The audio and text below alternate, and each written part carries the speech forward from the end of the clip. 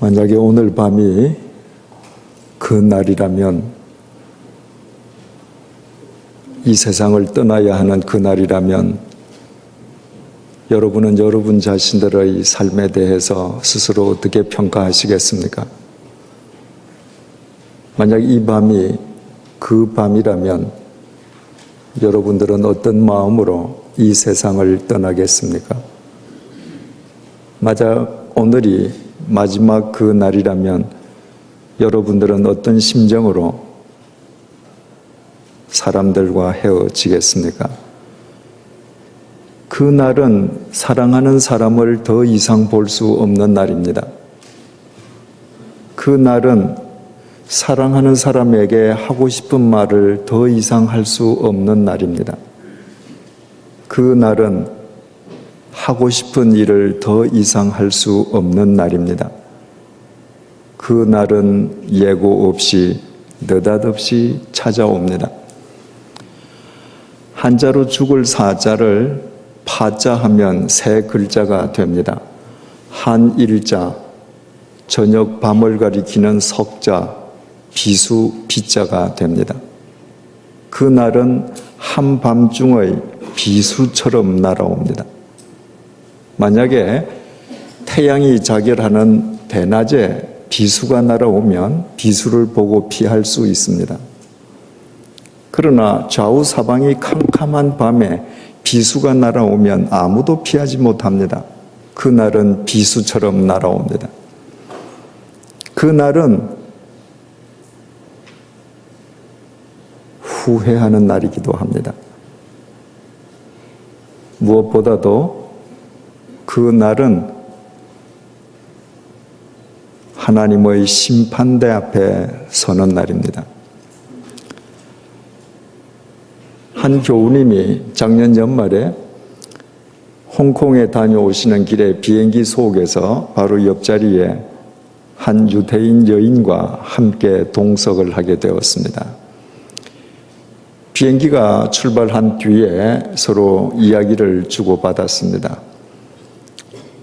유대인이라는 말을 듣고 당신도 회당에 나갑니까? 교우님이 물었습니다. 그 여인이 말하기를 자기는 나가지 않는다고 했습니다. 그러나 자기에게 아들이 한 명 있는데 그 아들만은 유대인의 정체성을 지키고 살아가기를 소망하는 까닭에 매주 회당 모임에 열심히 참여시킨다고 했습니다. 왜 당신은 나가지 않느냐고 하자 자기에는 종교도 신도 자기는 별 관심이 없다고 말을 했습니다. 그래서 교우님이 자기 가방 속에서 영어 성경책을 꺼냈습니다. 그리고 오늘의 본문 말씀 히브리서 9장 27절 말씀을 영어로 읽어드렸습니다. 한 번 죽는 것은 사람에게 정해진 것이요 그 후에는 심판이 있으리니 예수 그리스도의 복음을 전하고 이 히브리서 9절을 읽자마자 그 유대인 여자가 이 교우님이 본문을 다 읽기도 전에 얼굴색을 변하며 버럭 화를 내었습니다. 심판 따위 하는 하나님 이야기하지 말라고요. 이 세상에서 정의롭고 바른 삶을 살아도 모든 사람을 구별 없이 심판하는 하나님이라면 얼마나 불의한 하나님이냐고요. 그런 하나님은 알고 싶지 않으니까 더 이상 말하지 말라고 했습니다.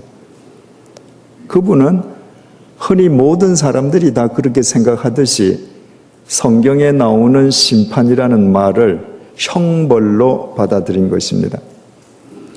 그래서 교우님이 평소에 교회에서 배운 대로 그분에게 차근차근 설명을 드렸습니다. 하나님의 심판은 하나님을 알지 못하는 사람, 하나님의 길 밖에 있는 사람에게는 형벌입니다.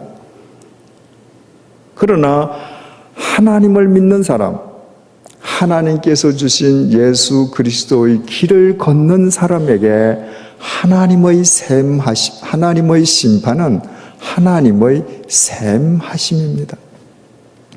마태복음 25장 탈란트 비유를 설명해 주셨습니다. 하나님의 심판이 샘하심이기 때문에 이 세상에서 정의롭고 바르고 바른 삶을 끊임없이 살았음에도 불구하고 세상으로부터 불이익을 당한 사람도 하나님의 나라에서는 영원히 높임을 받을 수 있습니다.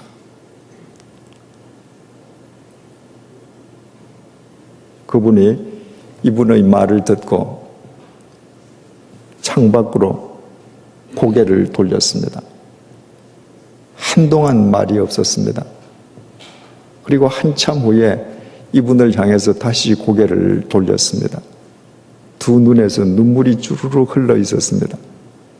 그리고 그 유태인이 교우님에게 말을 했습니다. 감사합니다. 나는 그동안에 근본적으로 알아야 될 것에 대해서 알지 못하고 있었습니다. 말씀해 주셔서 감사합니다.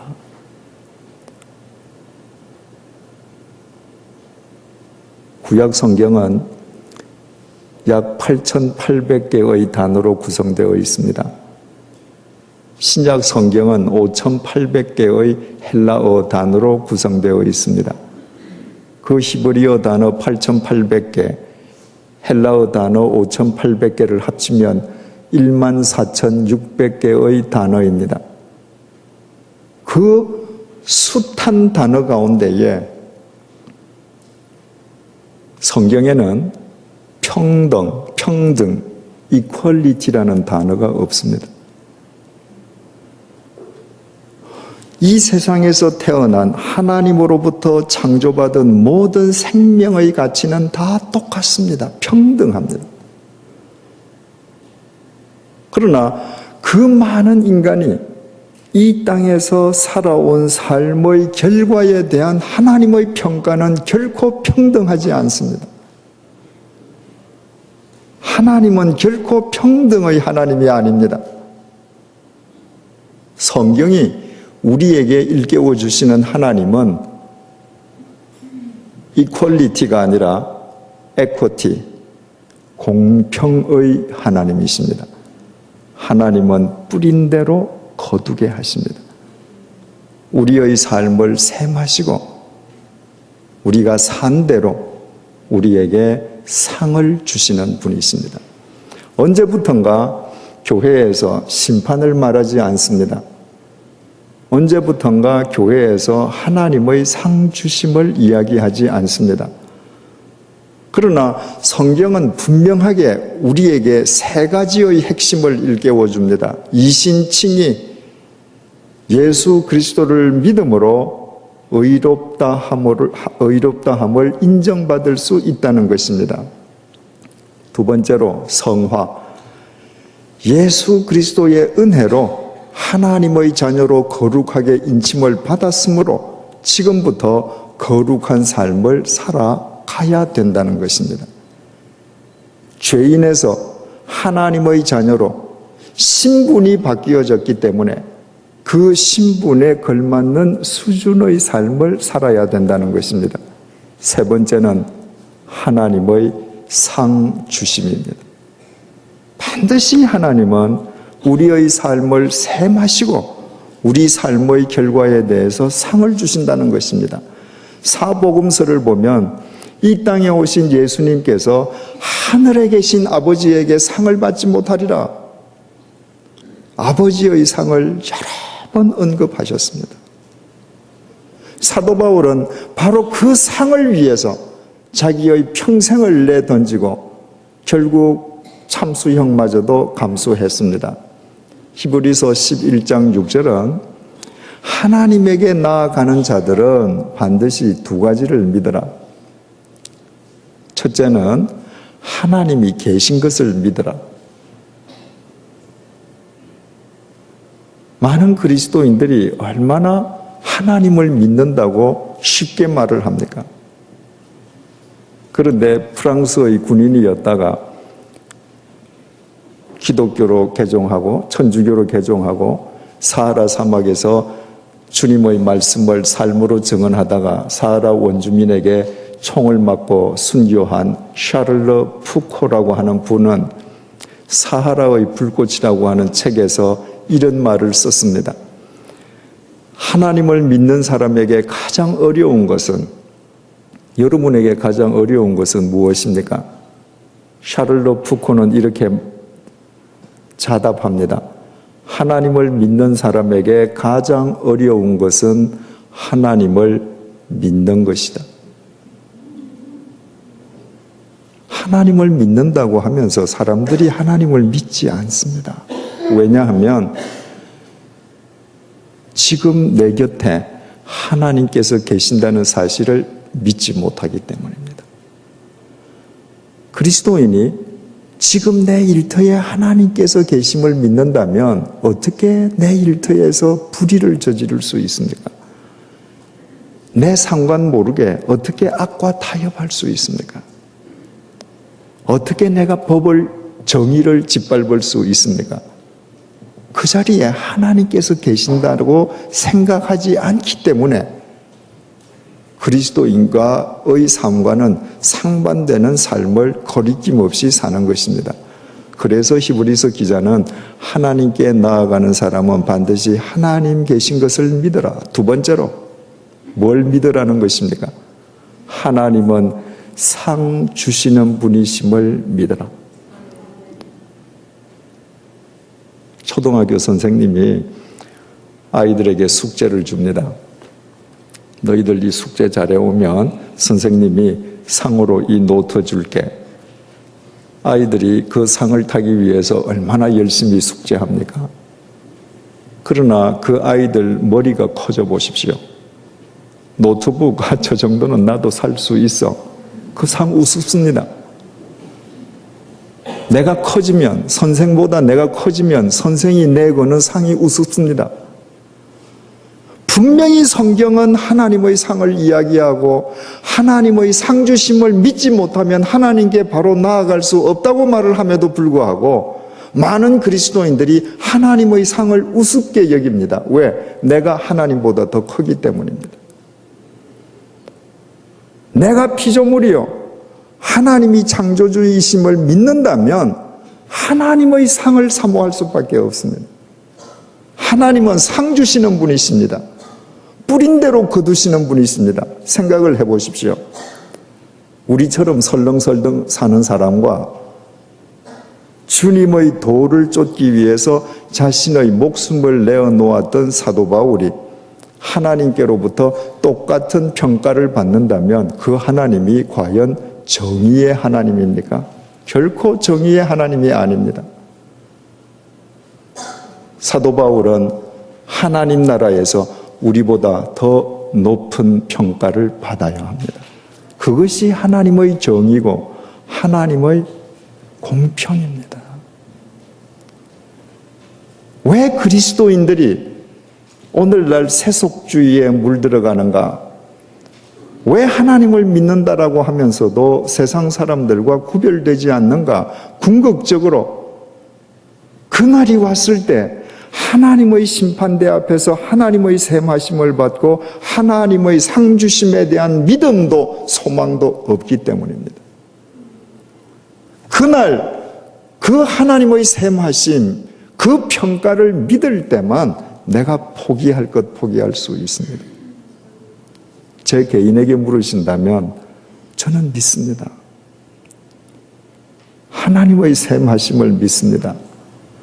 하나님의 상 주심을 믿습니다. 만약에 그건 믿지 않는다면 저도 제 살고 싶은 대로 살 것입니다. 하나님은 심판하시는 분이십니다. 그날이 오면 하나님의 셈하심을 받아야 합니다. 하나님의 심판, 하나님의 셈하심의 근거는 다른 사람의 삶이 아닙니다. 나에 대한 하나님의 셈하심의 근거는 바로 내 자신의 삶입니다. 그래서 물은 우리가 참된 그리스도인이라면 내 나이가 얼마든지 상관없이 어느 날 밤 비수처럼 내게 날아올 그 날을 의식하면서 그 날을 준비하고 내 자신을 매일매일 성찰하면서 살아가야 할 것입니다. 그래야 그날 어두운 데 쫓겨나 이를 갈며 울지도 않을 것이고 땅을 치면서 통곡하지도 않을 것입니다. 제가 친형제처럼 서로 사랑하고 교제하는 선교사님 가운데에 잠비아에 계시는 조남설 선교사님이라는 분이 계십니다. 그분은 본래 서울 KBS에서 근무하시다가 주님을 위해서 자기 삶을 바치기로 결심하고 스스로 사직한 뒤에 아프리카로 갔습니다. 그리고 탄자니아를 거쳐서 지금 잠비아에서 사역하면서 자기 이름을 내세워서 사역하지 않고 아프리카에 간 이후로 지금까지 다른 선교사님을 뒤에서 돕는 선교사역을 소리 없이 하고 계시는 분입니다. 그분이 작년 말에 서울에 잠시 나왔다가 그분이 나온 것을 안 KBS 신우회가 그분을 모셔서 설교를 하게 했습니다. 그래서 조 선교사님이 자신이 과거에 몸담았던 KBS를 찾아가서 신우회 회원들에게 설교한 뒤에 잠비아로 돌아가시면서 신우회 회원들에게 설교했던 설교문을 제게 주고 가셨습니다. 그분이 그분의 설교문을 제게 주고 간 것은 자신이 이렇게 설교했노라고 내게 자랑하기 위함이 아니었습니다. 그분이 평소에 제 책을 읽고 제 테이프를 들으면서 자기가 배우고 깨달았던 것을 묶어서 설교해서 나한테 이렇게 내가 배워서 설교했습니다. 보여드리기 위해서 설교문을 제게 주셨습니다. 그 설교문의 뒷부분을 한번 읽어드리겠습니다. 오늘 밤 나에게 죽음이 임한다면 나는 그 죽음을 정말 평화롭게 맞이할 수 있는가? 결론적으로 내세에 대한 확고한 믿음과 소망이 없다면 죽음은 두렵고 피하고 싶고 세상 사람들이 흔히 말하는 재수 없는 이야기일 수밖에 없습니다. 그러나 죽음을 한 번이라도 깊이 생각하면 우리의 삶은 진지해질 수밖에 없고 우리의 영혼은 더욱 맑아지기 마련입니다. 이재철 목사의 설교에 의하면 지방에 있는 가톨릭 사제들을 위한 묘지 입구에는 이런 글이 쓰여 있다고 합니다. 오늘은 내 차례, 내일은 내 차례. 동료 사제의 시신을 메고 이 글을 눈으로 마음으로 읽으며 그 공동묘지를 드나드는 사제들의 삶은 얼마나 진지해지겠습니까? 또 터키의 공동묘지에는 이런 비문도 있다고 합니다. 나 어제 너와 같았으나 너 내일 나와 같으리. 지나온 삶을, 앞으로 남은 삶을 얼마나 숙연하게 해주는 글인지요.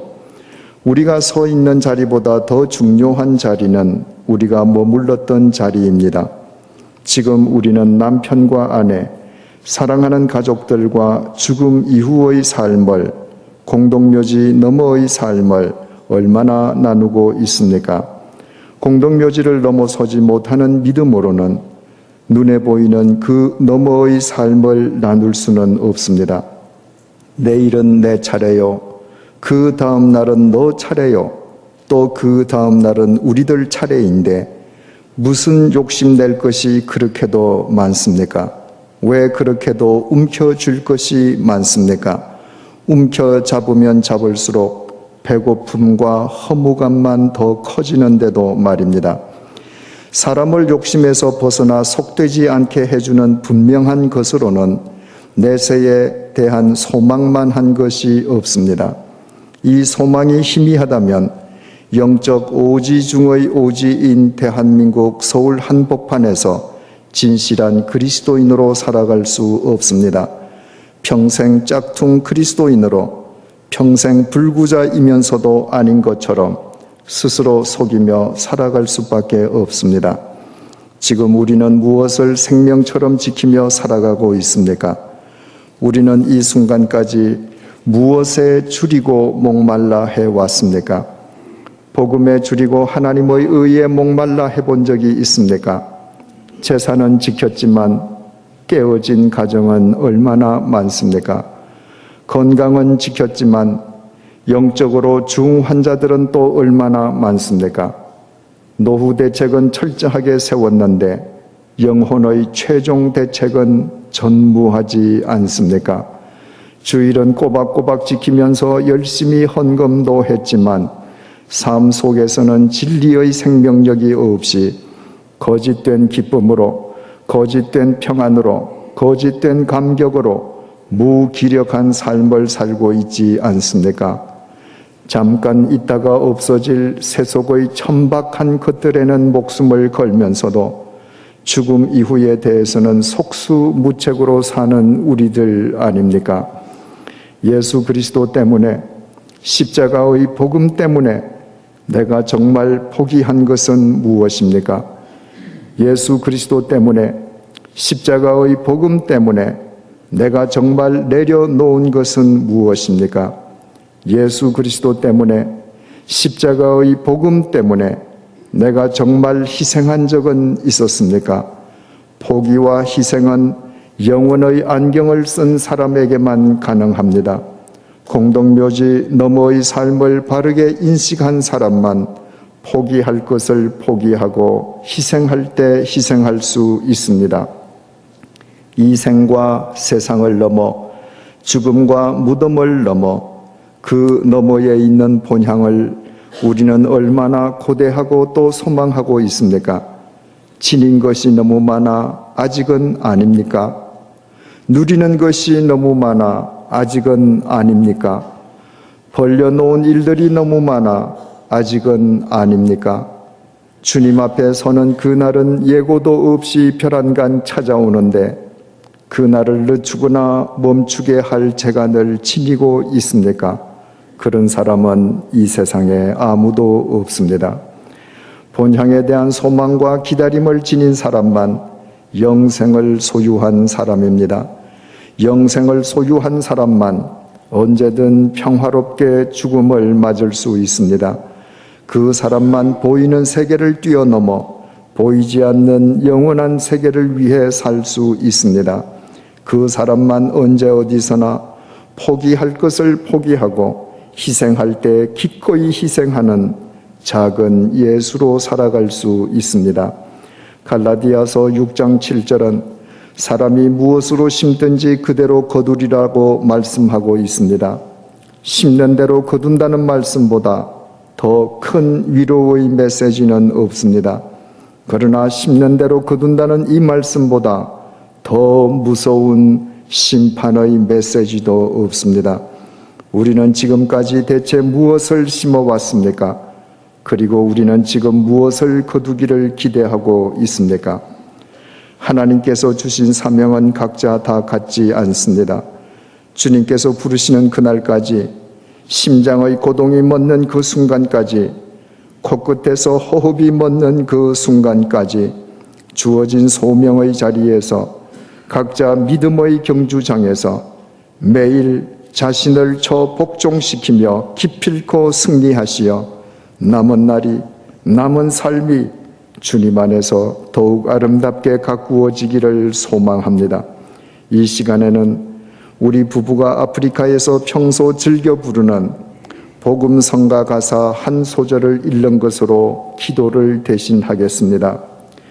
주님 다시 오실 때까지 나는 이 길을 가리라. 좁은 문, 좁은 길, 나의 십자가 지고 나의 가는 이 길 끝에서 나는 주님을 보리라. 영광의 내 주님 나를 맞아 주시리. 아멘. 어떻습니까? 여러분은 이분처럼 그날을 준비하고 계십니까? 성경은 인간을 혹은 인생을 대체 무엇이라고 정의하고 있습니까? 창세기 3장 19절 말씀입니다. 내가 흙으로 돌아갈 때까지 얼굴에 땀을 흘려야 먹을 것을 먹으리니 내가 그것에서 취함을 입었음이니라. 너는 흙이니 흙으로 돌아갈 것이니라. 범죄한 아담과 하와에게 하나님께서 하신 말씀입니다. 네가 흙으로 돌아갈 때까지 수고해야 먹을 것이다. 너는 흙이니 흙으로 돌아가라. 흙이라는 말이 여러 번 나왔는데 우리말 성경은 다 똑같이 흙으로 번역이 되어 있습니다. 그러나 히브리 원전을 보면 앞에 흙과 뒤에 흙은 다른 말로 기록이 되어 있습니다. 네가 흙으로 돌아갈 때까지 수고해야 될 것이다. 그때의 흙은 아담아인데 그 흙은 우리가 아는 대로 땅에 있는 흙입니다.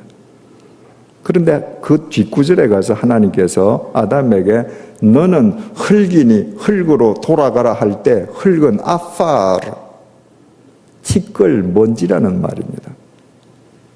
너는 고작 티끌이다. 너는 고작 먼지니 먼지로 돌아가라. 그래서 창세기 2장 7절을 찾아보면 하나님께서 흙으로 사람을 빚으셨다고 증언하는데 그 흙이 히브리 말로 아파르라고 기록되어 있습니다. 하나님은 우리가 알듯이 진흙을 빚으셔서 곱고 고운 고령토를 빚으셔서 사람을 만든 것이 아니라 티끌을, 먼지를 모으셔서 당신의 생기를 불어넣으심으로 사람이 되었습니다. 그래서 인간은 하나님을 떠나면 티끌에 지나지 않습니다. 먼지에 지나지 않습니다. 티끌, 먼지는 대체 무슨 의미입니까? 아무런 가치가 없다는 겁니다. 여러분, 먼지나 티끌에 이 세상 어떤 사람이 가치를 둡니까? 하나님을 떠난 인간은 아무런 가치가 없습니다. 전문 미술인들이 보는 전문 잡지 일루지옹이라고 하는 책에 대단한 메시지를 주는 그림이 하나 게재되어 있습니다. 오래전 그 일루지온 판에서 본 건데요.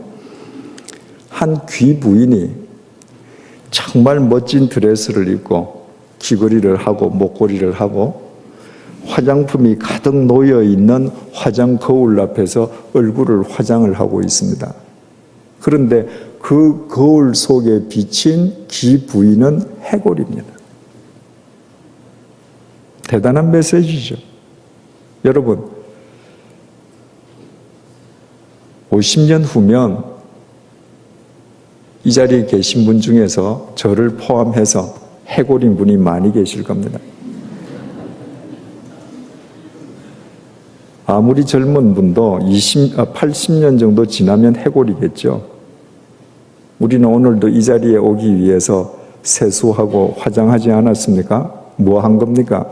미래의 해골 바가지 화장한 겁니다. 이게 인간입니다. 아무 가치 없습니다. 내가 대통령직에 있으면 미래의 해골이 되지 않습니까?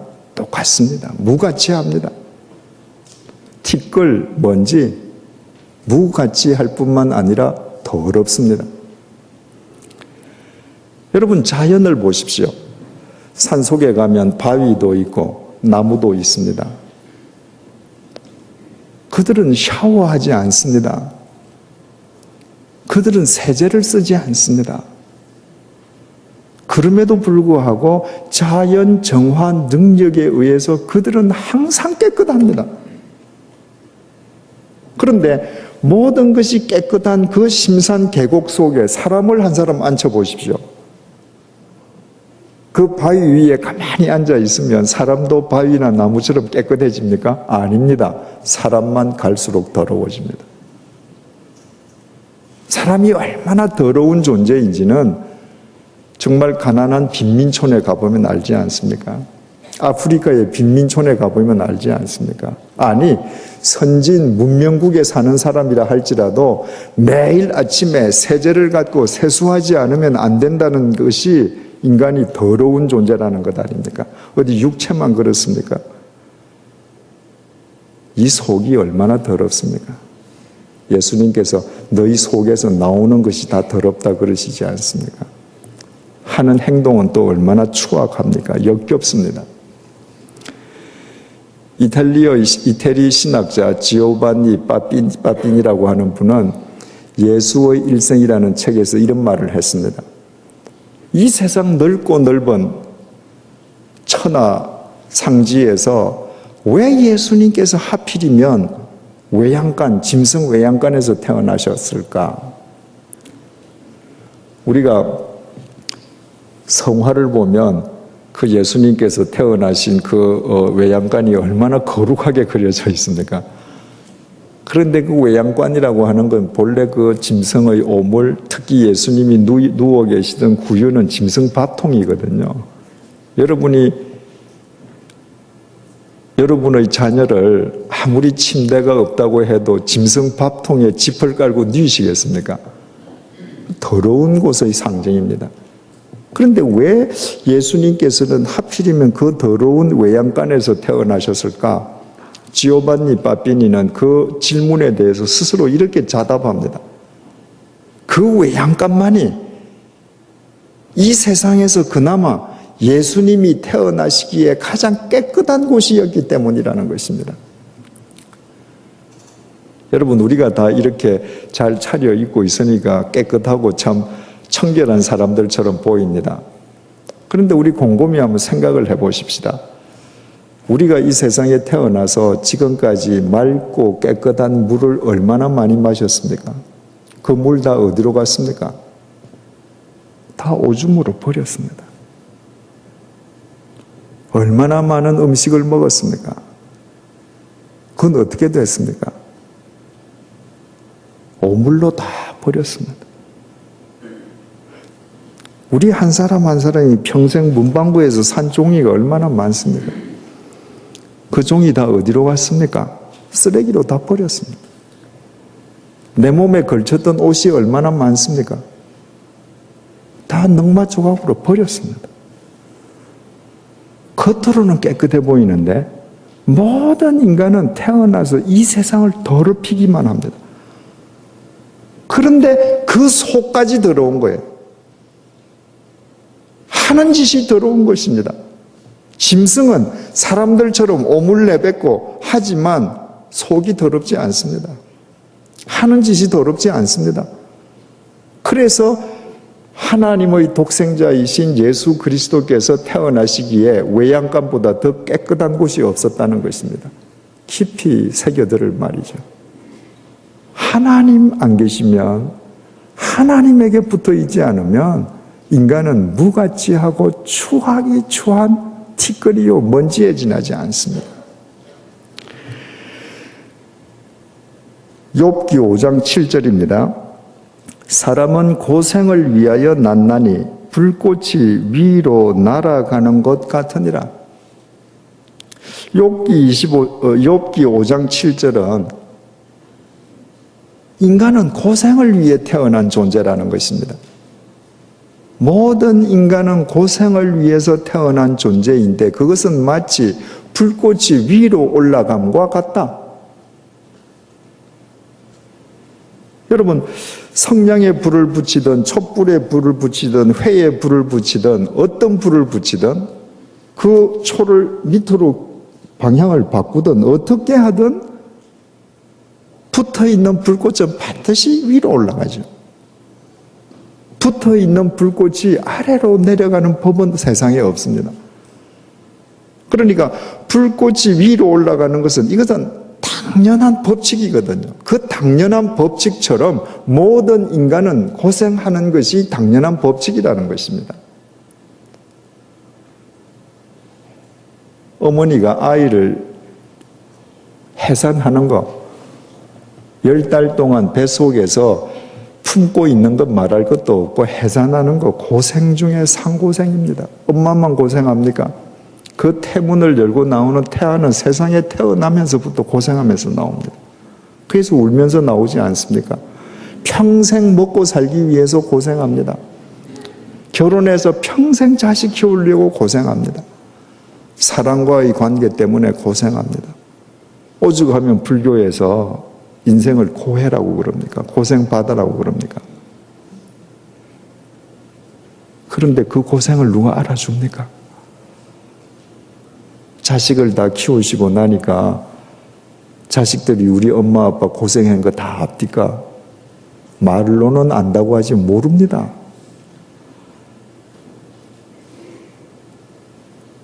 자식들이 부모님을 봉양하는데 나이 드신 부모님, 시부모님을 자식이 공양하기 위해서 얼마나 고생하는지 부모가 압니까? 모릅니다.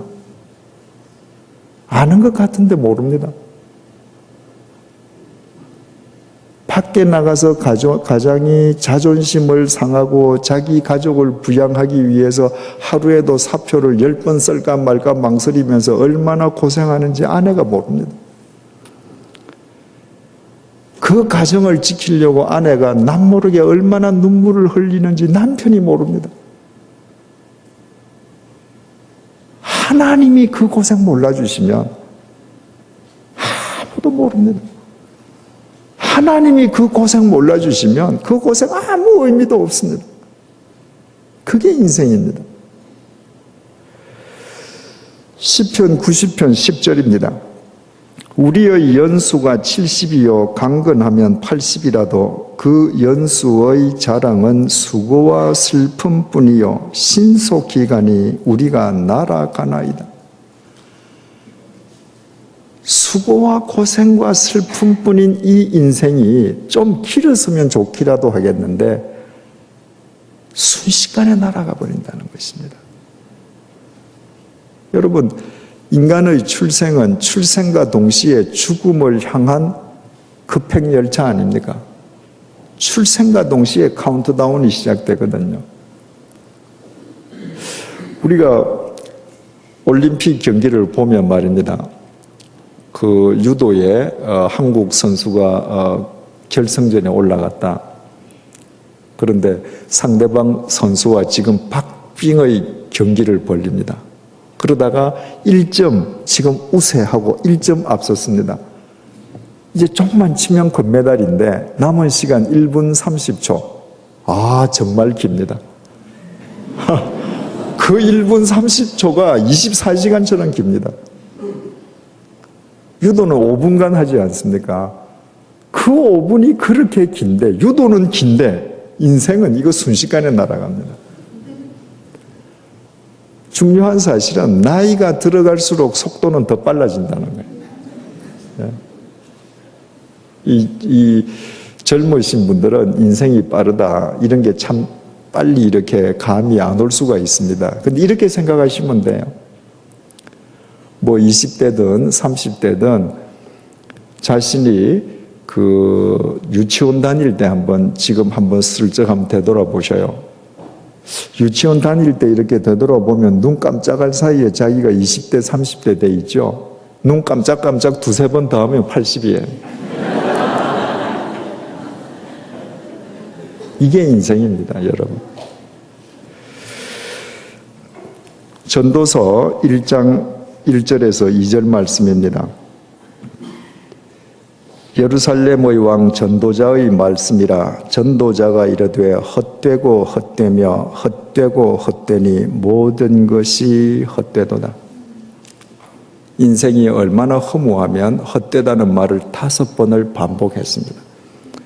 히브리 말은 문법상 같은 단어를 2번 반복하면 강조형이거든요. 그 2번만 되풀이하면 강조한 겁니다. 근데 얼마나 강조를 하고 싶으면 5번을 되풀이했겠습니까? 그런데 우리로 하여금 더 놀라게 하는 것은 이 인생 허물을 토로한 사람이 평민이 아니고 부귀영화의 상징인 솔로몬이었다는 것입니다. 솔로몬이 얼마나 부귀영화를 누렸습니까? 열왕기서에 의하면 그 솔로몬이 하루에 쓴 양식이 고운 가루 30고루, 굵은 가루 60고루, 하루에 90고루의 밀가루를 썼다는 거예요. 한 고루가 230리터입니다. 그러니까 하루 90고루라고 하는 것은 14,000개의 빵을 만들 수 있는 밀가루입니다. 거기에다가 매일 소 30마리, 양 100마리, 그 외에 새, 사슴, 노루는 셀 수가 없었습니다. 솔로몬 근위대 방패가 다 금이었습니다. 근위대 방패가 금이니까 솔로몬 치세 시대에 예루살렘의 은금은 돌처럼 흔했다고 성경이 그렇게 전하지 않습니까? 처첩이 1000명이었습니다. 요즘 재벌도 이렇게는 아마 못 살지 않을까 싶습니다. 이 정도 살았으면 정말 인생이 멋지다고 노래해야 되지 않겠습니까? 그런데 허무했다는 것입니다. 여러분, 가진 것이 많을수록, 누리는 것이 많을수록 그런 분들이 느끼는 허무의 골은 더 깊습니다. 왠지 아십니까? 내가 남보다 가진 것이 더 많기 때문에 내가 가진 것으로 모든 것을 다 할 수 있다라고 생각하면서 살았는데 정작 그 많은 것으로 가장 중요한 자신의 늙음과 죽음을 해결할 수 없다는 것을 누구보다 뼈저리게 느끼거든요. 그래서 많이 가진 사람들이 더 허무함을 탄식합니다. 인생은 허무합니다. 이사야서 2장 22절 말씀입니다.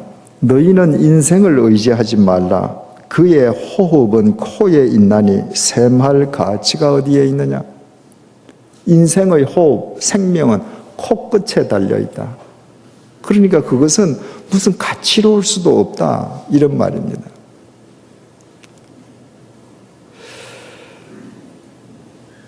엄마 뱃속에서 아이가 잉태되잖아요. 그 분명히 생명이거든요. 그런데 엄마 태 속에 있는 생명체를 가리켜서 사람이라고 부르지 않습니다. 제가 지금 사람 아닙니까? 그런데 제가 지금 이 순간에 딱 호흡이 끊어지죠. 아무도 저를 사람이라고 안 부릅니다. 저를 가리켜서 시체라고 부릅니다. 엄마 뱃속에 있어도 사람이 아닙니다. 호흡이 끊어져도 사람이 아닙니다. 무엇을 가리켜서 사람이라는가? 엄마 뱃속에서 태어나서 탯줄을 끊고 아이가 스스로 호흡하는 순간부터 시작해서 그 호흡이 코끝에 머물러 있는 동안이 사람입니다. 이 호흡이 끝나면 시체가 되는 겁니다. 그런데 우리는 죽음을 굉장히 멀리 있고 거창하게 생각하죠. 죽음이 뭡니까? 제가 지금 코로 숨을 내쉬었는데 더 이상 못 들이키죠. 죽은 겁니다. 지금 이사야 선지자가 그 말하는 겁니다. 호흡이 네 코끝에 달렸다. 그것은 죽음이 네 코끝에 매달려 있다는 것입니다. 우리는 생명을 목숨이라 그럽니다. 목에서 숨을 쉰다고 목숨. 성경은 아니다. 코숨이다. 이사야는 코숨이라는 겁니다. 이 코로 못 땡기면 너는 끝난 것이다. 여러분, 인간 대단하지 않습니다. 죽음을 코끝에 매달고 있습니다. 이거 언제 끝날지 모릅니다. 시인 김남조 선생님께서 지금 연세가 많이 드셨는데 그분이 연세가 드셔서 지금 밤에 주무시다가 자꾸 산소가 결핍되는 것을 느끼신다는 거예요. 그래서 예전에는 노인들이 시골 그 동네 밖 큰 고목 밑에서 그늘 밑에서 친구들하고 장기나 바둑을 두다가 그냥 그 자리에서 스르륵 하고 돌아가시는 경우가 있거든요. 그 왜 돌아가셨는지 잘 몰랐는데 지금 당신이 나이가 들고 겪어보니까 알겠더라. 나이가 들어가니까 산소가 결핍되더라. 여기에 산소가 없는 게 아니라 코숨이 막혀가더라는 겁니다. 그래서 당신도 주무시다가 이 코숨이 한 번씩 막히면 정말 죽음의 고비를 넘는다는 것입니다. 작년에 제가 아직까지 우리 나이로 63세밖에 안 됐는데 여기 어르신들이 많이 계시니까 제가 63세밖에라고 했습니다. 젊은이들 앞에서는 63세나 됐는데 작년에 제 건강이 참 안 좋아서 바닥으로 떨어지고 의사 선생님께서 앞으로 몇 년 못 살겠다라고 말씀하셨을 때 저도 산소 결핍증을 느꼈습니다. 공기가 희박하지 않은데 제 코끝에서는 공기가 희박한 겁니다. 자꾸 큰 숨을 들이쉬어도 숨이 가쁜 거예요. 산소가 결핍된 게 아니라 코숨이 막혀가는 겁니다. 죽음이 여기에 매달려 있기 때문인 것입니다. 이거 끊어지면 나는 더 이상 사람 아닙니다. 시체입니다. 아무리 내 아내가 열려라도, 아무리 내 자식들이 효자라도, 아무리 내 부모님이 나를 눈 속에 넣을 듯이 사랑하셔도 여기서 숨이 끊어지죠. 아유, 그래, 우리 아들, 우리 남편, 우리 아버지 오늘 밤에 우리 침대에서 내 옆에서 주무세요. 안 합니다.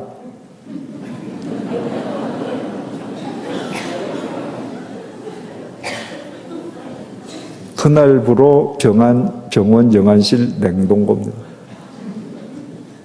이게 인생입니다. 예레미야서 10장 23절입니다. 여호와여, 내가 알거니와 사람의 길이 자기에게 있지 아니하니 걸음을 지도함이 걷는 자에게 있지 아니하나이다. 내가 지금 길을 걷습니다. 분명히 내가 걸어요. 내가 내 의지를 갖고 길을 걸으면 그 길 위에서 내 뜻한 대로 돼야죠. 그런데 예레미야 선지자는 내가 분명히 내 의지를 갖고 내가 걷는데 내 뜻대로 안 되는 게 인생이더라는 것입니다. 여러분, 인생이 티끌처럼 더럽고 먼지처럼 무같이 하고 그저 인간이라고 하는 것이 코끝에 죽음을 매달고 그저 죽음을 향해서 신속히 날아가는 존재, 아무런 가치 없는 존재라면 그래도 뭔가 좀 천년만년 살 수 있다면, 뭔가 좀 자기 뜻을 이루면서 천년만년 살 수 있다면 얼마나 좋겠습니까? 그런데 자기 뜻이 이루어지지 않습니다. 여러분들이 지금까지 살아오시면서 여러분들이 뜻하신 대로 이루어진 모든 일이 다 이루어졌다 계십니까? 안 계시잖아요. 인생을 오래 사신 분일수록 자기가 계획한 것은 다 안 됐다 하시는 분들이 더 많습니다. 이게 인생이거든요. 이것이 인생인 것을 안다면, 인생이 이렇게 허무하고 이렇게 무가치한 것을 안다면 그 사람은 영원하신 하나님께 자기를 맡겨드리지 않을 수 없습니다. 그 하나님과 동행하지 않을 수 없습니다. 그 하나님께서 내 앞에 주신 그 도를, 그 길을 쫓지 않을 수가 없습니다. 그리고 언젠가 하나님 앞에 서는 그 날을 내다보면서 내가 매일 하루하루 대비하면서 살아갈 수밖에 없습니다. 하나님 앞에서 믿음의 삶을 살다가 어느 날 그 날이 다가왔을 때 성경에 나오는 믿음의 위인들이 어떻게 이 세상을 떠났는가, 그날을 어떻게 맞았는가, 우리 몇 사람의 경우를 한번 생각을 해보겠습니다. 믿음의 조상인 아브라함이 죽었을 때 창세기 25장 7절에서 10절이 이렇게 증언합니다. 아브라함의 향년이 175세라 그의 나이가 높고 늙어서 기운이 다하여 죽어 자기 열조에게로 돌아가매 그의 아들들인 이삭과 이스마엘이 그를 마므레 앞 헷 족속 소할의 아들 에브론의 밭에 있는 막벨라 굴에 장사하였으니 이것은 아브라함이 헷 족속에게서 산 밭이라 아브라함과 그의 아내 사라가 거기 장사되니라. 아브라함에게 어느 날 그날이 왔을 때 아브라함은 다른 유언을 남기지 않았습니다. 자기 아내 사라가 죽었을 때 준비해 두었던 막벨라 굴에 자기 스스로 자기 시신을 안치하게 하는 것으로 자신의 유언을 대신했습니다. 그 아들 이삭이 죽었습니다. 창세기 35장 28절에서 29절입니다. 이삭의 나이가 80세라. 이삭이 나이가 많고 늙어 기운이 다함에 죽어 자기 열조에게로 돌아가니 그의 아들 에서와 야곱이 그를 장사하였더라. 어디에 장사했는가? 야곱이 죽을 갈 때입니다. 창세기 49장 29절에서 31절입니다. 야곱이 그들은 아들들이죠. 그들에게 명하여 이르되 내가 내 조상들에게로 돌아가리니 나를 헷사람 에브론의 밭에 있는 굴에 우리 선조와 함께 장사하라. 이 굴은 가나안 땅 마므레 앞 막벨라 밭에 있는 것이라. 아브라함이 헷 사람 에브론에게서 밭과 함께 사서 그의 매장지로 삼았으므로 아브라함과 그의 아내 사라가 거기 장사되었고 이삭과 그의 아내 리브가도 거기 장사되었으며 나도 레아를 그곳에 장사하였노라. 야곱이 죽을 때 자식들에게 유언을 남깁니다. 이제 내가 죽으면 나를 내 조부 아브라함, 내 조모 사라, 그리고 우리 아버지 이삭과 또 우리 어머니 리브가, 그리고 먼저 간 내 아내 레아, 그들이 장사 지낸 바 된 막벨라 굴에 나를 장사 지내라. 이것이 유언입니다. 그날이 왔을 때 남긴 마지막 말입니다. 막벨라 굴이 뭔가? 창세기 23장 19절에서 20절을 보면 그 막벨라 굴은 헤브론 마므레에 있다고 되어 있습니다. 아브라함이 하나님의 부르심을 받고 하란에서 가나안 땅으로 이주하지 않습니까? 그때 조카 롯도 따라가거든요. 그런데 같이 한 곳에 있다 보니까 양 집안의 그 짐승 가축대가 많아졌습니다. 그래서 한 곳에 머물 수가 없게 되었습니다.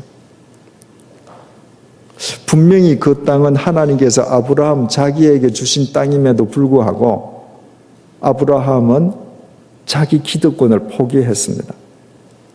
그리고 자기 롯에게 먼저 선택권을 행사하게 했습니다. 롯아, 이제 우리가 함께 살 수 없으니까 우리 분가하자.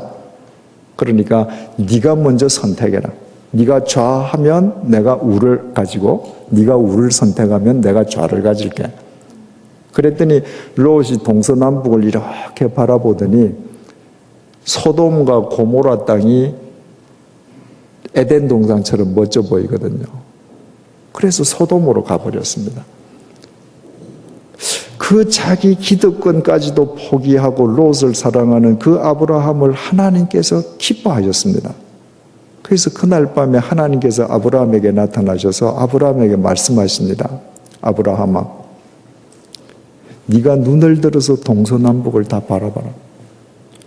네 눈길이 닿는 곳 내가 땅 다 줄게. 네가 종으로 행으로 다녀라. 네 발길이 닿는 곳 땅 너한테 다 줄게. 하나님께서 백지수표를 주셨습니다. 여러분 같으시면 어떻게 하시겠습니까? 제 같으면 당대에 제일 좋은 망원경을 하나 사서, 왜냐하면 내 눈길이 닿는 땅 다 주니까 1m라도 더 멀리 봐야죠. 하나님께서 내 발길이 닿는 땅 다 주신다고 했으니까 톨스토예프스키의 톨스토인가요? 인간에게 얼마만 땅이 필요한가 글 아시죠?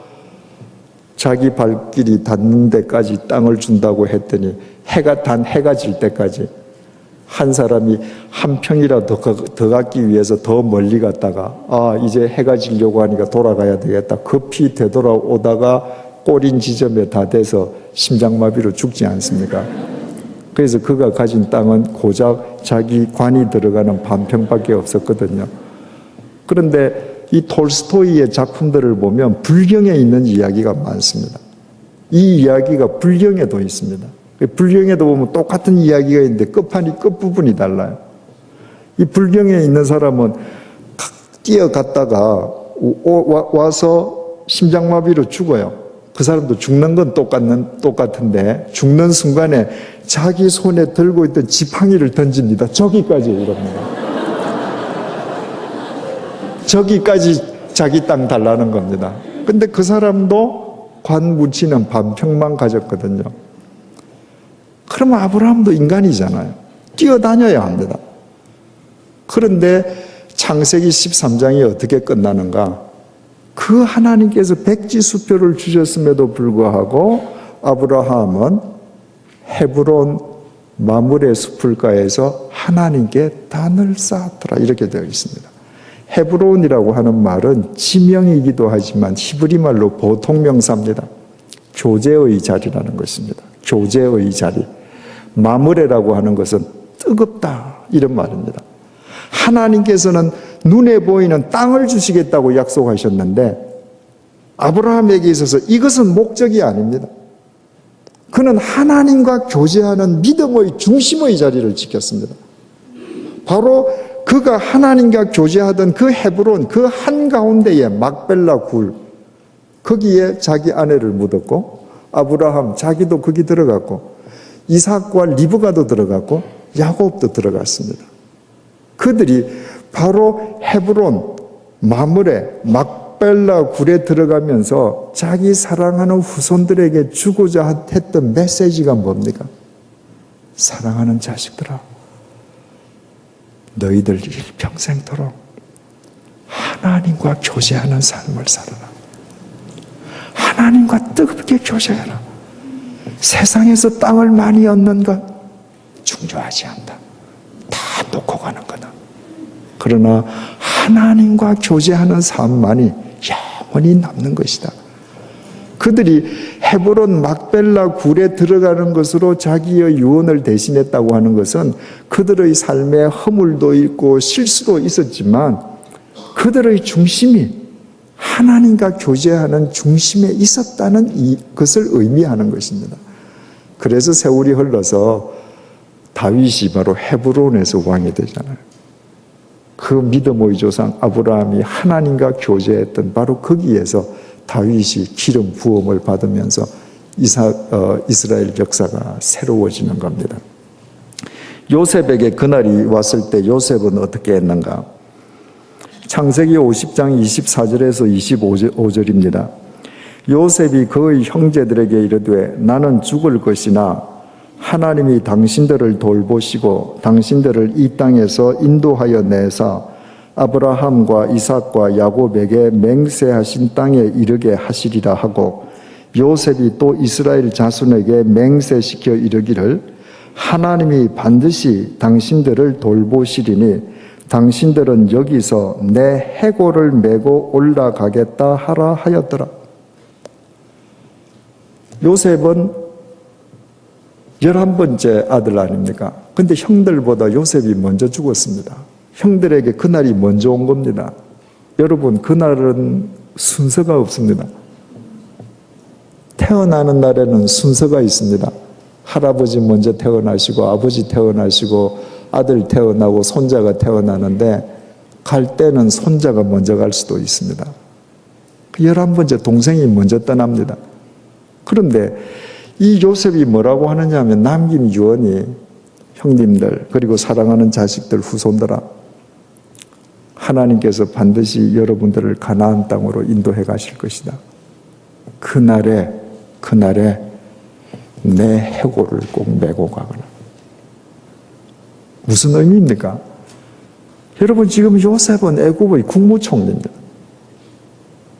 애굽의 바로왕 다음에 최고의 권력자고 최고의 재상가입니다. 그러니까 그 가족들이 애굽에서 얼마나 풍요로운 삶을 살았을는지 다 알겠죠. 하나님께서 약속하신 가나안 땅으로 이들은 반드시 가야 되는데 그냥 가나안 땅으로만 가라. 자기가 죽고 나면 자기 형제, 자매, 자손들이 잊을 거란 말입니다. 그러니까 요셉은 자기의 죽음을 가나안 땅을 향한 이정표로 삼습니다. 내가 국무총리로 살았으니까 내 무덤을 이만큼 크게 하고 비석을 크게 세워라. 그런데 관심이 없습니다.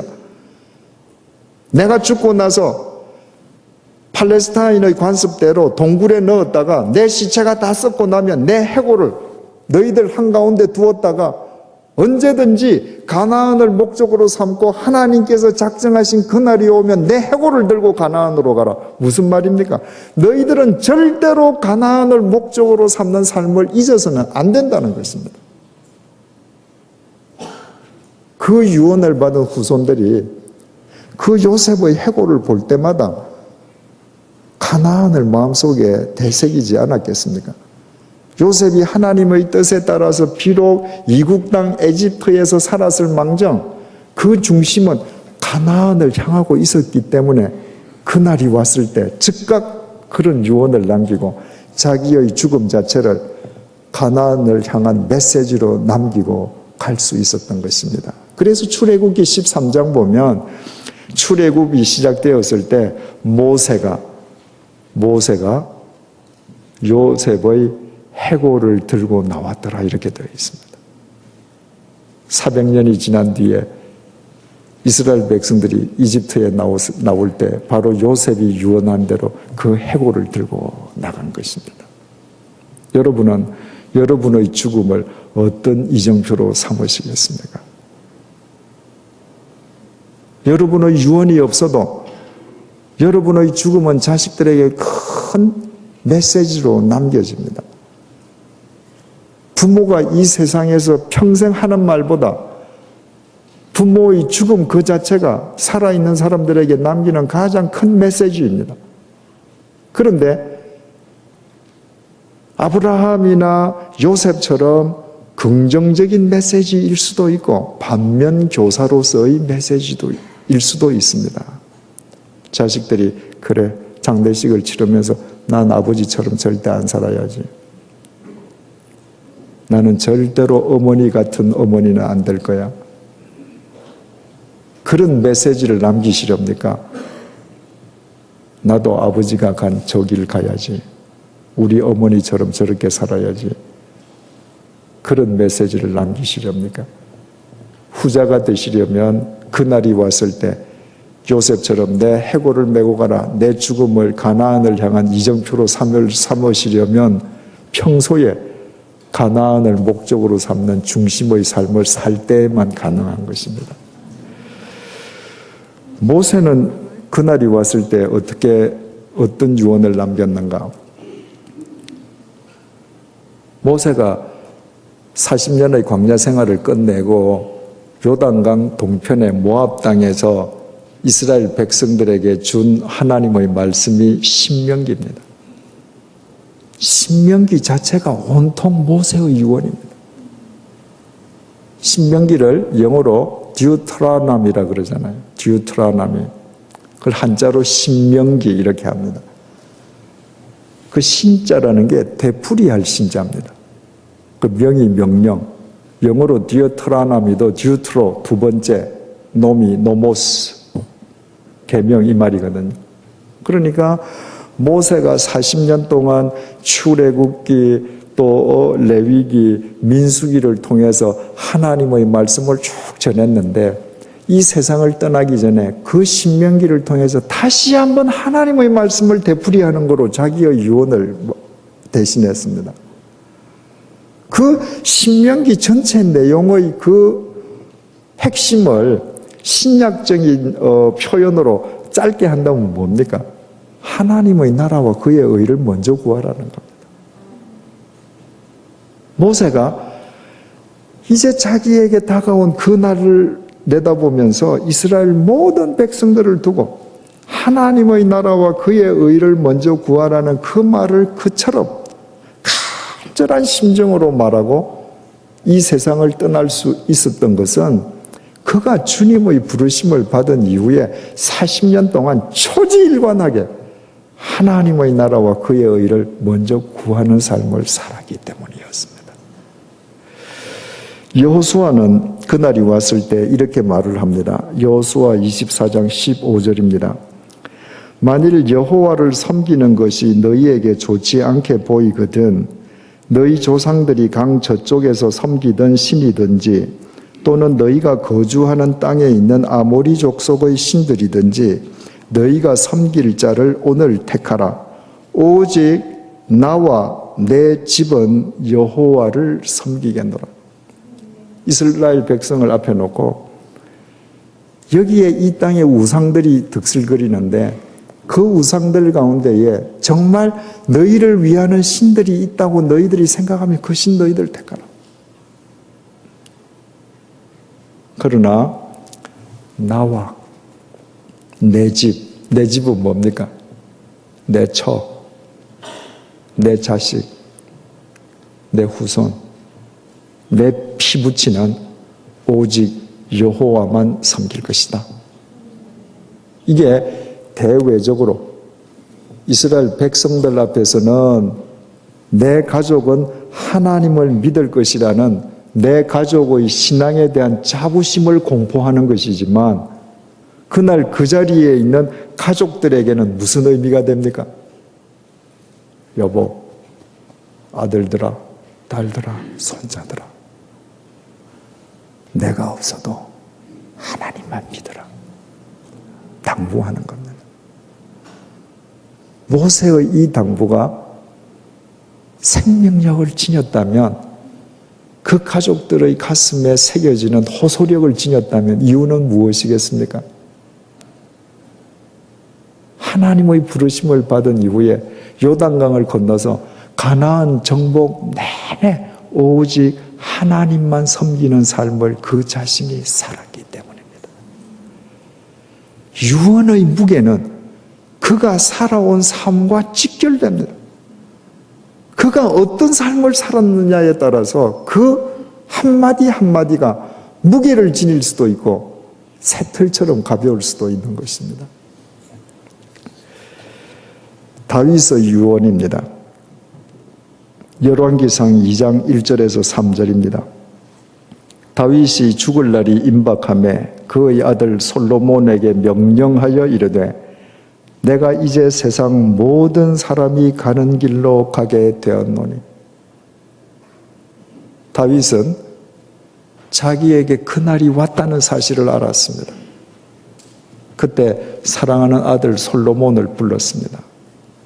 아들아, 내가 지금 가는 이 길은 애비만 가는 길이 아니다.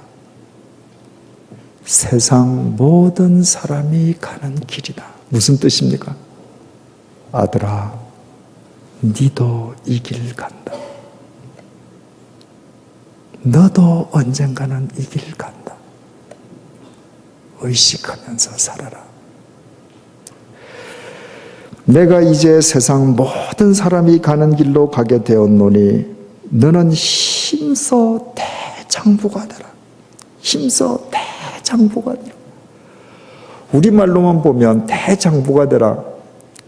아버지가 전장에서 혁혁한 공을 세운 위대한 장군이었듯이 너도 대장군이 되라. 이런 말처럼 들리는데 그런 의미가 아닙니다. 히브리 말로 이쉬라고 기록이 되어 있습니다. 이쉬라고 하는 것은 남자라는 말인데 남성성을 강조하기 위한 단어가 아닙니다. 남성성을 강조하는 남자라는 단어는 자카르라고 하는 히브리 단어가 또 있습니다. 그런데 이쉬라고 하는 단어는 사람으로서의 남자를 의미하는 것입니다. 그게 사람을 강조하는 겁니다. 지금 솔로몬이 아들 아닙니까?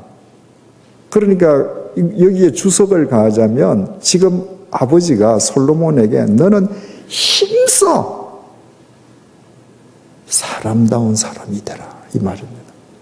왜요?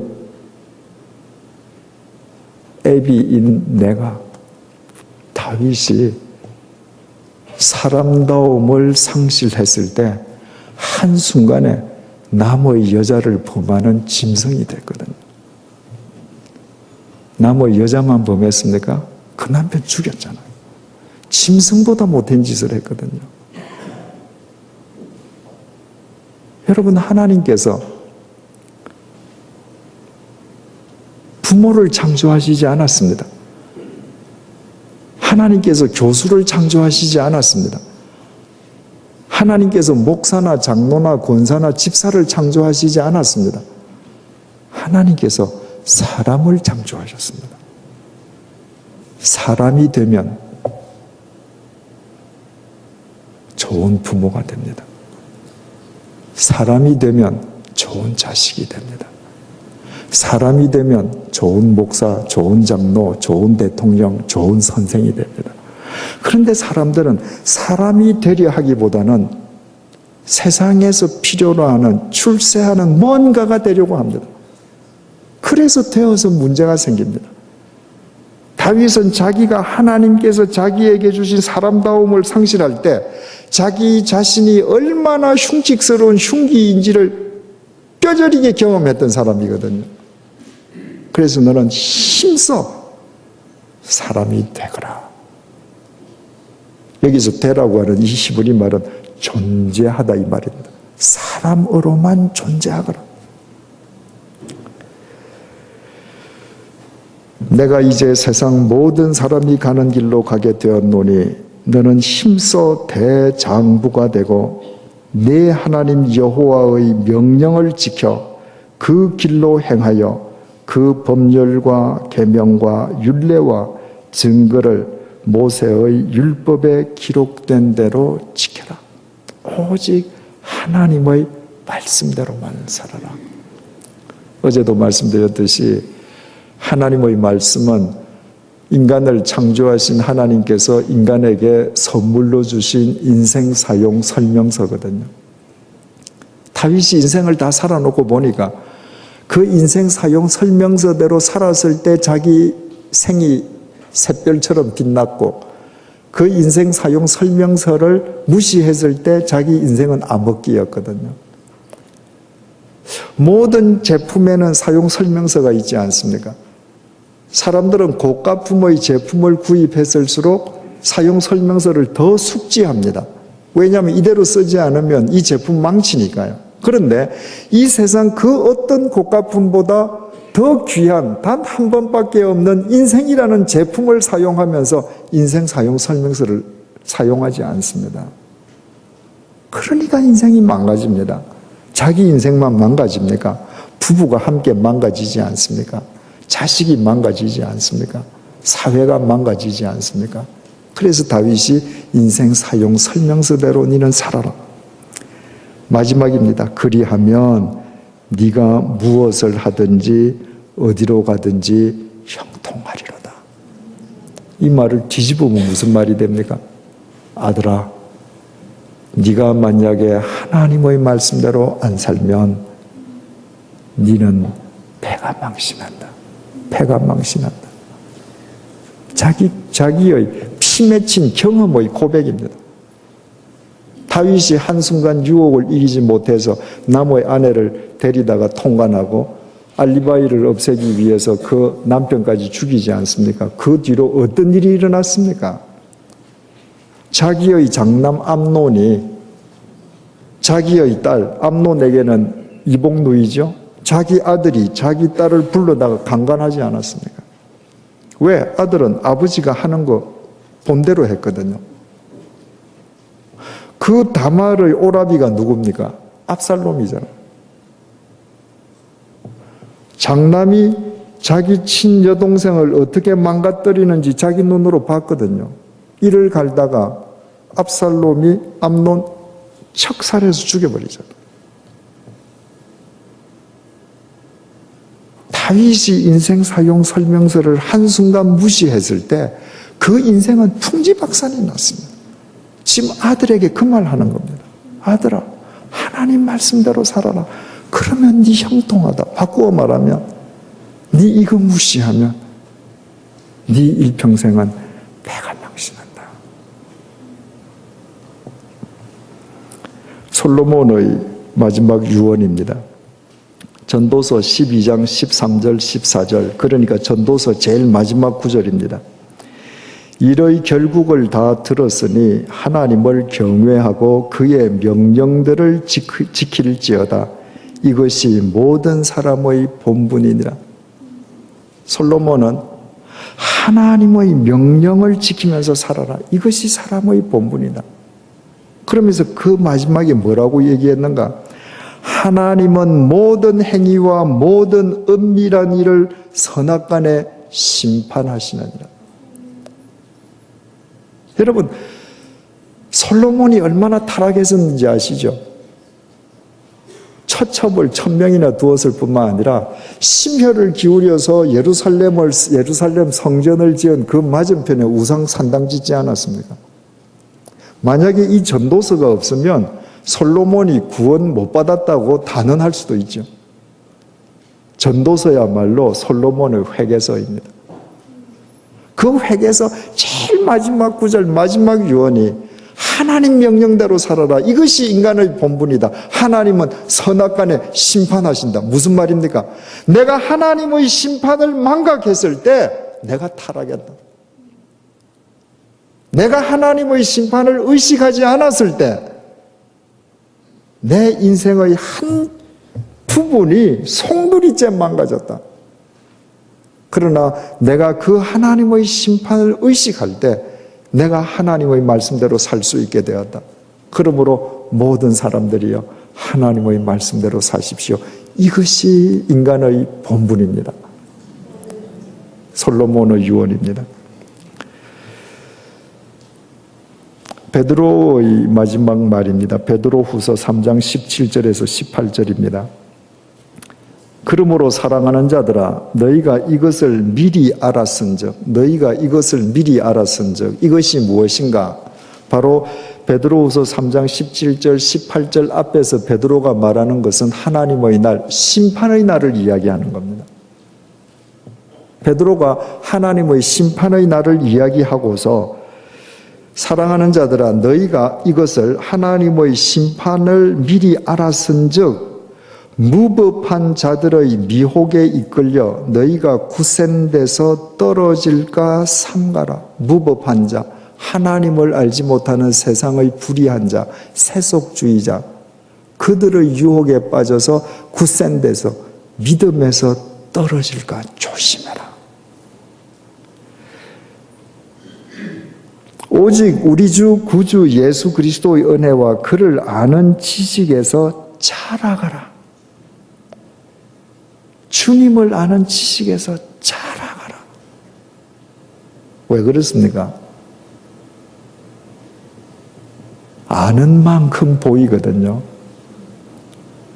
같이 미술관에 들어가도 그림에 대해서 아는 사람은 그림이 더 보입니다. 같이 음악회에 가도 음악에 대해서 아는 사람 귀에 음악이 더 들립니다. 왜 우리가 주님을 아는 지식에 자라가야 되는가? 주님을 아는 만큼 보이지 않는 주님이 내 삶의 현장에서 보이는 겁니다. 주님을 아는 만큼 내 삶을 주님에게 의탁할 수 있는 것입니다. 주님을 아는 만큼 내 손발을 그분의 손발로 내가 그분께 드릴 수 있는 것입니다.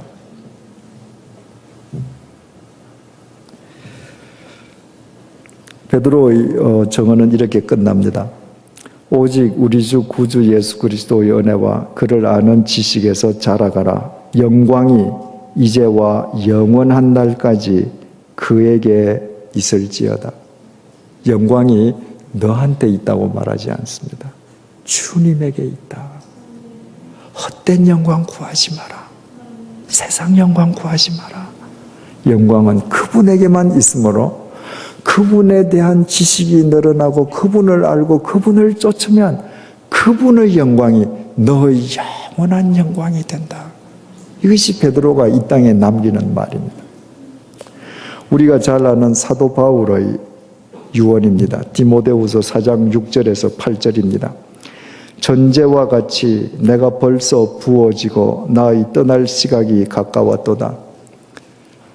제사를 드릴 때 가령 피라든가 포도주라든가 이렇게 액체를 하나님 제단에 이렇게 붓는 거 있잖아요. 이걸 전제, 부월전, 부월관, 전제라고 합니다. 그래서 여기에 들어있는 액체를 쭉 부으면 액체가 다 쏟아지면 텅 비잖아요. 그것처럼 바울은 지금 자신이 살 날이 모래시계처럼 쭉 다 떨어져서 이제 전제처럼 나의 시간이 다 끝났다. 아까 다윗도 보면 내가 모든 사람이 가는 길을 가게 되었다. 바울도 전제와 같이 이제 내가 떠날 때가 되었다. 이거 뭘 의미합니까? 그날을 늘 준비하면서 살았다는 것입니다. 그날을 의식하면서 살았다는 것입니다. 그래서 이렇게 말을 합니다. 나는 선한 싸움을 다 싸우고 나의 달려갈 길을 마치고 믿음을 지켰다. 참 중요한 말들입니다. 믿음을 지켰다. 여러분, 믿음은 지키는 겁니다. 남이 지켜주지 않습니다. 내 믿음은 내가 지키는 겁니다. 달려갈 길을 마쳤다. 그의 달려갈 길이 뭡니까? 주님께서 그를 당신의 택한 그릇으로 부르시지 않았습니까? 그분의 그릇, 도구로, 인스트루먼트로 일평생 가야 될 길에 자기를 던졌습니다. 그 길을 마쳤다는 것입니다. 거기에 내가 선한 싸움을 다 싸웠다. 이게 제일 앞에 있습니다. 선한 싸움을 다 싸워서 이겼기 때문에 달려갈 길을 마치고 믿음도 지킬 수 있었다는 것입니다. 그저 세상 사람들 싸우는 이전 투구의 싸움이 아니기 때문에 선한 싸움이라고 했습니다. 수단과 방법을 가리지 않는 싸움이 아니라 진리 안에서 진리 때문에 싸우는 싸움이기 때문에 선한 싸움이라고 했습니다. 무슨 싸움이었겠습니까? 첫째는 바울 자신과의 싸움입니다. 바울은 날마다 자기를 쳐서 복종시킨다고 그러지 않았습니까? 날마다 죽는다고 그러지 않았습니까? 우리는 죄성을 가진 인간입니다. 우리가 육체의 허물을 벗고 주님 앞에 서는 날까지 우리에게 완성은 없습니다. 내가 스스로 섰다고 생각하면 우리는 넘어집니다.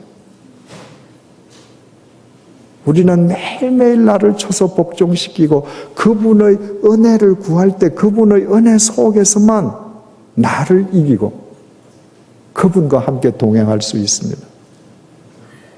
선한 싸움이라고 할 때 싸움은 외부와의 싸움입니다. 자신을 무너뜨리려는 모든 외적 도전과의 싸움에서 이겼다는 것입니다. 여러분, 그리스도인들은 주님께서 의롭다 인정해 주신 분들입니다. 우리는 주 예수 그리스도의 보혈로 의롭게 된 사람이기 때문에 우리는 이제부터 그분의 의를 힘입어 의로운 삶을 추구해야 되는 사람들입니다.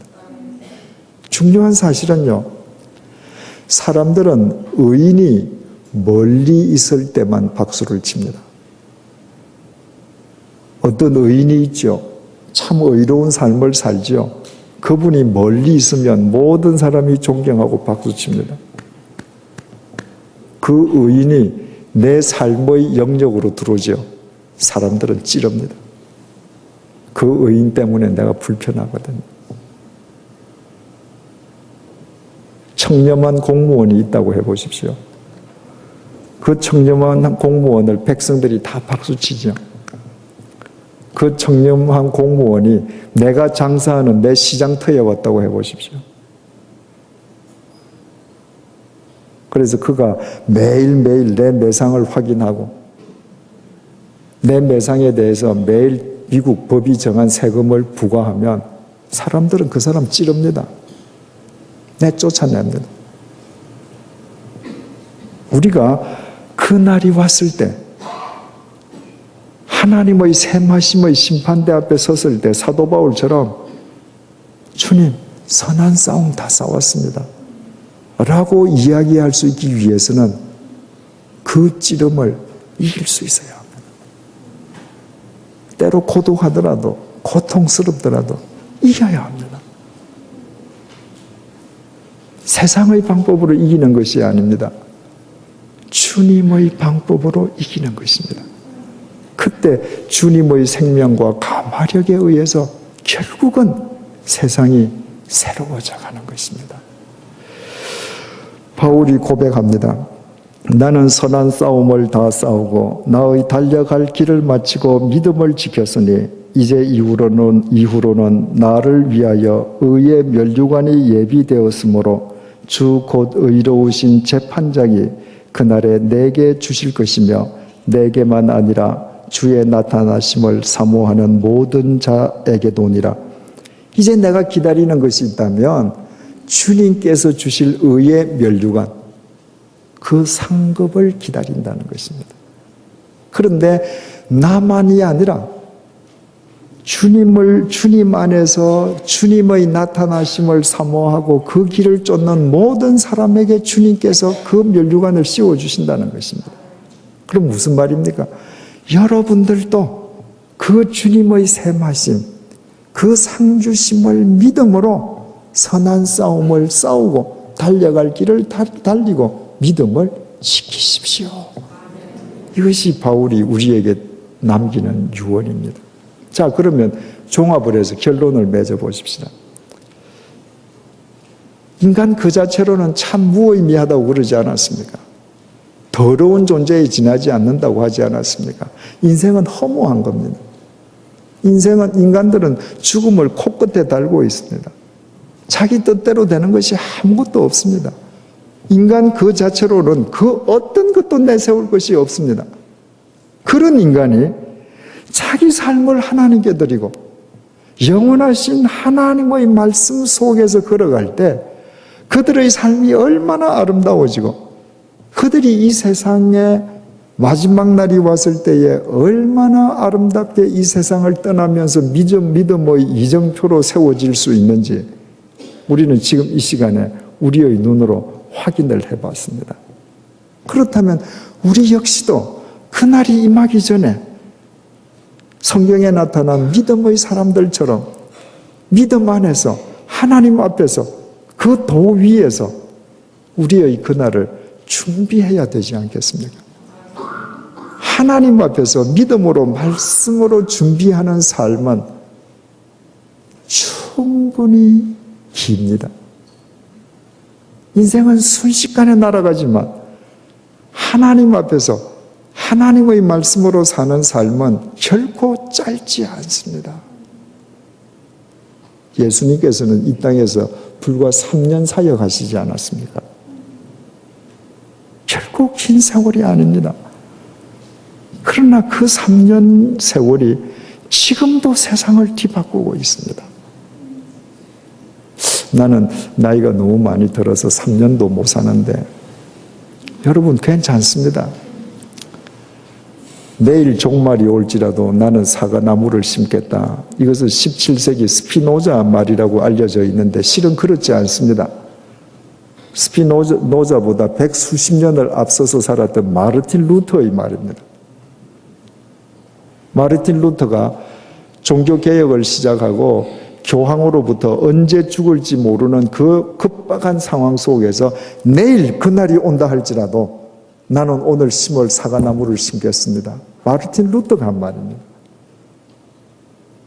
오늘이라도 내가 사과나무 한 그루 심어 놓으면 우리는 영원을 믿는 사람입니다.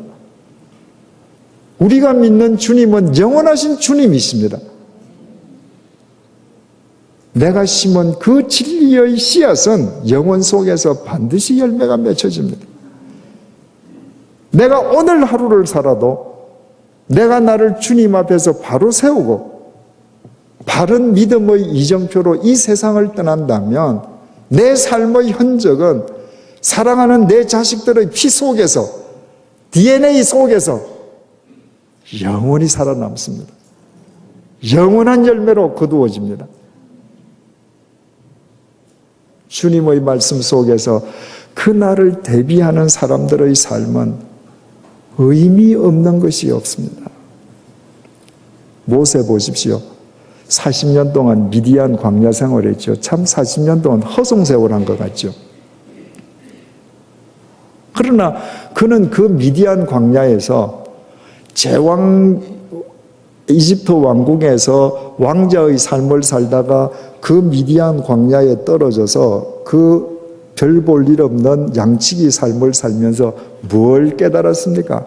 게르솜, 인생은 나그네구나. 이 세상은 내 본향이 될 수 없구나. 첫째 아들 이름이죠. 모든 부모가 자기 아들 이름을 짓는 것은 부모의 신앙 고백 아닙니까? 둘째 아들 이름 엘리에셀, 하나님의 도우심. 하나님이 안 도우시면 아무것도 안 되는구나. 40년 동안은 결국 허송세월이 아니었습니다. 그 40년 동안이야말로 모세가 더 이상 자기의 능력을 믿지 않고 오직 하나님에게만 자기를 묶어드리는 영성의 훈련 기간이었습니다. 그러면 40년 동안 미디안에서 영성을 닦은 그 기간만 따진다면 40년 동안 에집트에서 살았던 것은 허송세월 한 것 같지요? 아닙니다. 모세가 40년 동안 에집트에서 무슨 직위로 살았습니까? 왕자 아닙니까? 왕궁에서 왕자로 살면서 제왕 교육 받지 않았습니까? 당대 최고의 학문을 배운 왕자 출신이기 때문에 그는 하나님의 말씀을 받아 기록할 수 있었습니다. 모세오경. 그가 만약에 에집트 왕궁 출신이 아니었더라면 그는 그 역할을 감당할 수 없었을 것입니다. 다마스쿠스에서 분명히 주님의 부르심을 받았는데 바울은 고향 다소에서 무려 13년을 집거해야 했거든요. 어떤 사인도 없었습니다. 주님께서 그냥 고향에 내버려 두셨습니다. 어느 날 청운의 꿈을 품고 고향을 떠났던 바울이 젊은 나이에 되돌아와서 13년 동안 고향에서 아무 할 일 없이 있는다면 동네 사람들이 보면 저 실패한 사람이죠. 그 견뎌냈습니다. 그 기간을 통해서 바울은 어떻게 됩니까?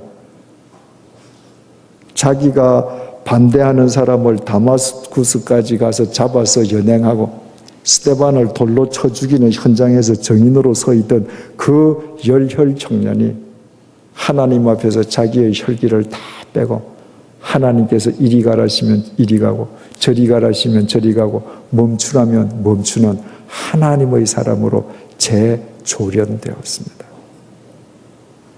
제가 첫날 저녁에 두바이 한인교회 신철범 목사님이라는 분 이야기 드리지 않았습니까?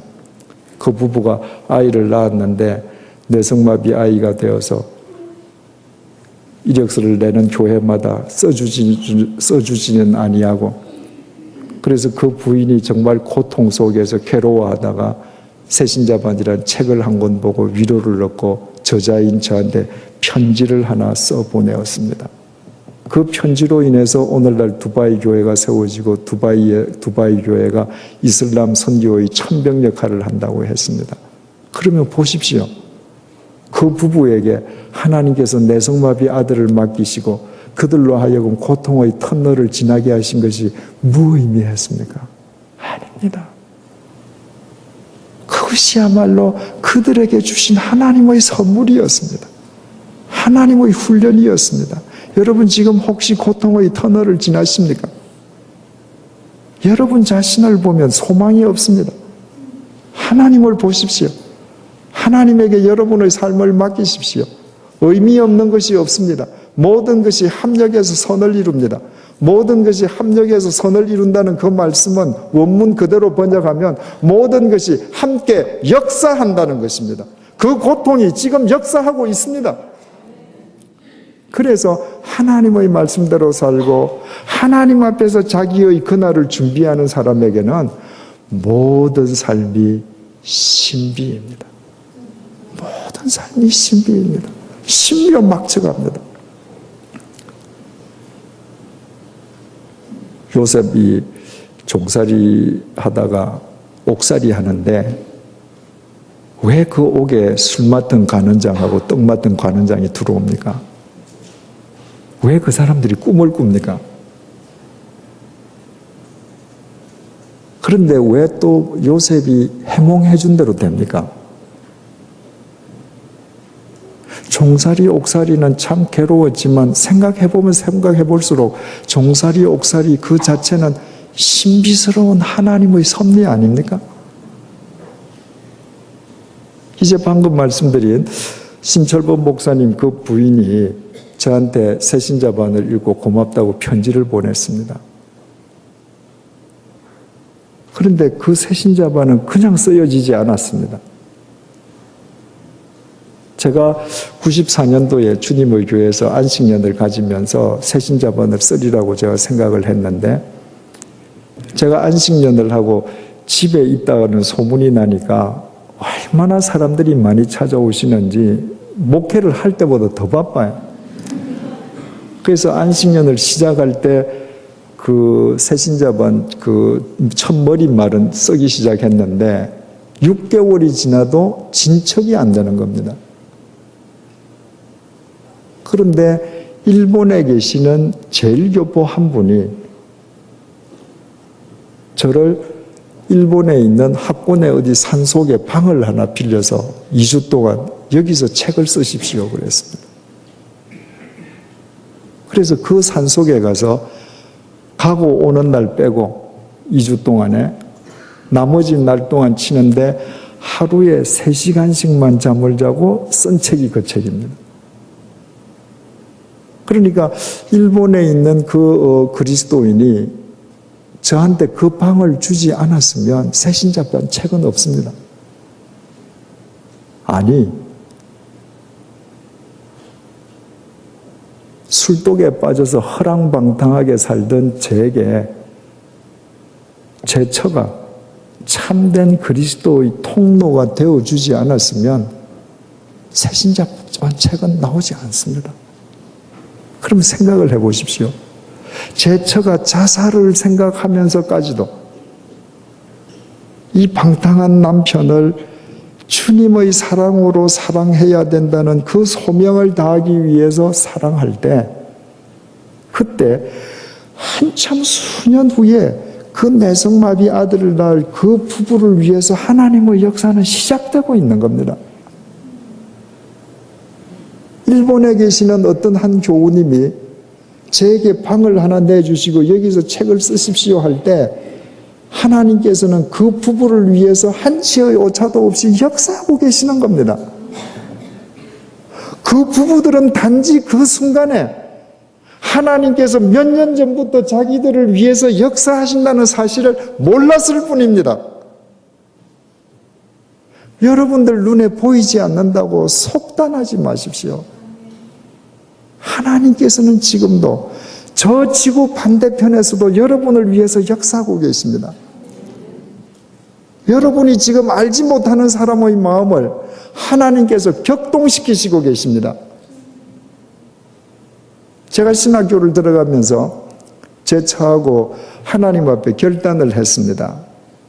이제부터 우리 이름으로 된 집, 명의로 된 집을 갖지 말고 돈을 모으는 통장을 갖지 말자. 그래서 이제 평생 돈에 얽매이는 삶을 살지 말자. 왜냐하면 제가 사업을 하면서 돈의 노예로 살았으니까요. 그래서 아내하고 합의를 했는데 아내가 한 가지 질문을 제기했습니다. 바로 그 달이 마침 몇 년 동안 적금을 넣은 걸 찾는 달이에요.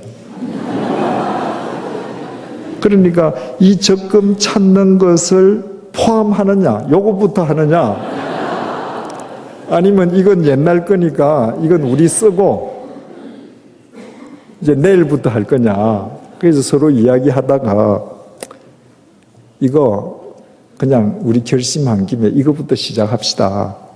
그러면 이 돈을 어떻게 할 것인가? 그 신학교에 보내어서 그 등록금을 내지 못한 신학생들 등록금을 내주십시오 하고 보냈습니다. 저는 어느 학생이 받았는지 모릅니다. 그러면 그때 그 학기에 등록금을 받았던 몇 학생들 한번 생각해 보십시오. 자기네들의 등록금을 위해서 하나님께서는 한 여인으로 하여금 그들이 신대원에 입학하기도 전에 적금 들게 하셨습니다. 그리고 자기네들이 등록할 때에 등록금이 없어서 학업이 중단되게 되었을 때 한치의 오차도 없이 아내가 적금 들었던 그 돈으로 하여금 학업을 계속하게 하셨습니다. 우리 주님은 이런 분이십니다. 이 사실을 알면 내 주머니가 비어 있어도 내 배가 주려도 아침에 일어나서 눈을 떴다는 것 자체부터 내 삶은 신비가 되는 것입니다. 하루 종일이 신비입니다. 이 사실을 알 때부터 우리의 삶은 내적 힘을 가집니다. 선한 싸움에서 이길 수 있습니다. 믿음을 지킬 수 있습니다. 달려갈 길을 달려갈 수 있습니다. 그날이 왔을 때 하나님 앞에 바로 설 수 있고 우리의 삶 자체가 남아있는 모든 사람들을 위한 메시지가 됩니다. 한 말씀을 끝으로 마치겠습니다. 프랑스의 위대한 사상가이자 시인이자 철학가인 폴 발레리라고 하는 분이 이렇게 말을 했습니다. 그대가 용기를 다해서 생각한 대로 살지 아니하면, 잘 들어보십시오. 그대가 용기를 다해서 생각한 대로 살지 아니하면 머지않아 그대는 사는 대로 생각할 것이다.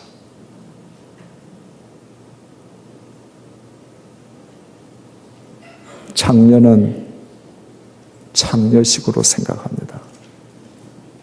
사기꾼은 사기꾼식으로 생각합니다.